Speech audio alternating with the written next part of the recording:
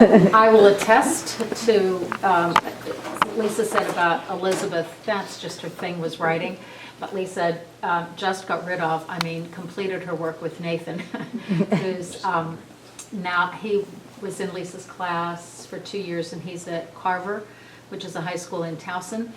And in his English class, they started grammar, and the teacher was talking the other day and mentioned predicate nominatives, and everybody in the room went like that. And Nathan and Lucy Golovina, who also was with Nathan, both they're in the same class, and they both raised their hand. Teacher asked them what it was, they explained, and she had some example sentences on the board. And Nathan, not doing 100% brilliantly in English this year so far, decided he could use some extra credit, so they asked if they diagrammed them, could they get extra credit? And Mrs. Fried-Kozowski looked at him and said, "You can diagram those?" And I said, "Yeah." So Nathan and Lucy went up front to diagram, and Chelsea in the front row, as they started, looked at him and said, "What are you doing?" He said, "We're diagramming." And it was really awesome to see him, because when he did share the story with me that evening, he explained that, and then he looked at me and he said, "Mommy, we wrecked it." And he was just so, he was so proud of himself.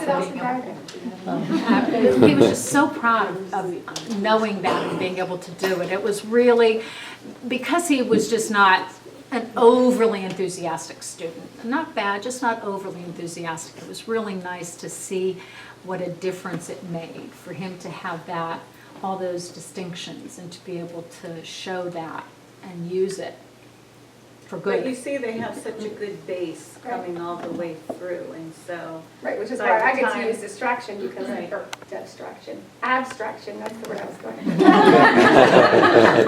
Because I get the end result in the school here, so, I always a little bit chuckle when parents are worried about, is my kid going to be okay? Is my kid doing what he's supposed to? Because I see the end result, and I can say unequivocally, yes. Your kids, when they get to middle school, they're wrecking it. They know what they're doing. They're ready. They leave our school ready to go. So I get the benefit of all these years of experience in my end of the building. Makes you feel bad for all the other kids that went to other schools. Where did they get it? Nicholas had the same experience. He came to Montessori and left after fifth grade. So he's in another school that he's in 7th grade, and they started to go through the parts of the sentence, and he just kept raising his hand, and he got it all right. And at the end, his teacher's like, "How do you know all of this?" Montessori. And the other kids totally didn't know it and had to learn it from scratch, and that was already something that was at his fingertips. It was the same kind of thing, a really awesome story, and it made me feel really good about what you guys have done, so. Well, he's an awesome kid, so. Well, and I think it doesn't matter where your kid is either, because my school experience with math, and now I'm seeing with language, is it all starts in abstraction, really, in other schools. And so even though I loved writing and I got English early on and read like a crazy person, I still, as you're sitting here talking, I can't tell you what I do when I write. I just know if it sounds right or not, and I can't explain why. And sometimes if it's wrong, I may not be able to tell you why either, because I never got the concrete, even all the way through until now, not with math. And so you're always sort of hanging on by your fingernails. And if it's your thing, you kind of get it. If it's not your thing, I hung on by my fingernails and stressed about it all the time because I couldn't recreate the magic, because I didn't understand it. But I have my oldest son is a worrywart, okay? He got that probably from me. But as much as he's hard on himself, I don't see him coming home stressing over and over again about concepts or things that he's learning, even when it's not his thing. Because I think he gets it, why it is, what's happening, what it does, why it happens. He can recreate it again, even if it's not his thing.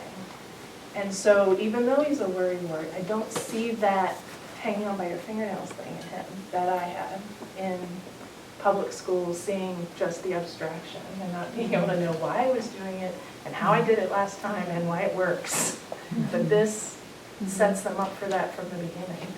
And then they get to the abstraction and they know everything behind it, which is why they can go into that classroom and explain it when the rest of them can, because they didn't have that underneath it.